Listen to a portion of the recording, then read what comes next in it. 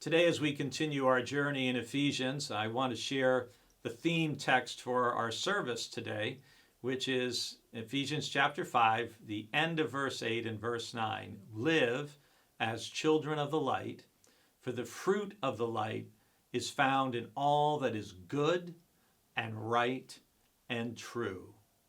I think this is a very inspiring thought and verse. And let's back up and talk first of all about light and darkness in the Bible. Light is associated with God.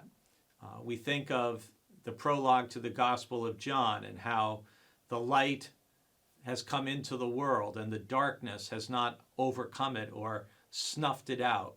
And that's, of course, referring to Jesus. In the letter of 1 John, we hear that God is light, and in him there is no darkness at all. Now think about the function of light. What does light do? Light illuminates. The brighter the light, the more it illuminates, the more that we see. It's hard to hide in bright light. And conversely, in the Bible, it will talk about evil and things that happen in the darkness.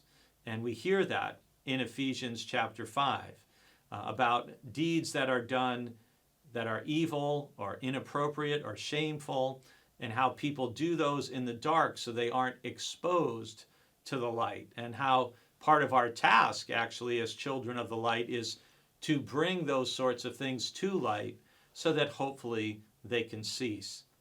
But live as children of the light. So we want to live just like Jesus is the light of the world, he said in John chapter 9, right? I am the light of the world. And he says in John 8, no, all who follow me, they will never walk in darkness, but will have the light of life.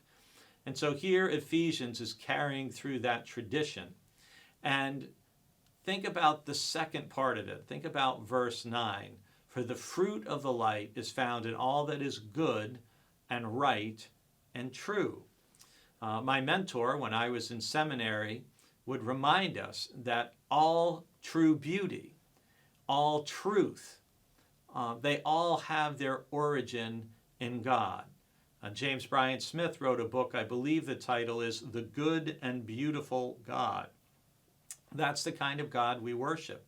And God is the source of all that is good and right and true. And some of that is found not within the church. It's in the greater world that God created. So remember, when you see something that's good or right or true, its ultimate source is in God, because those things are the fruit of the light. And you and I are called to be children of the light, and as Jesus says in Matthew, to let our light shine.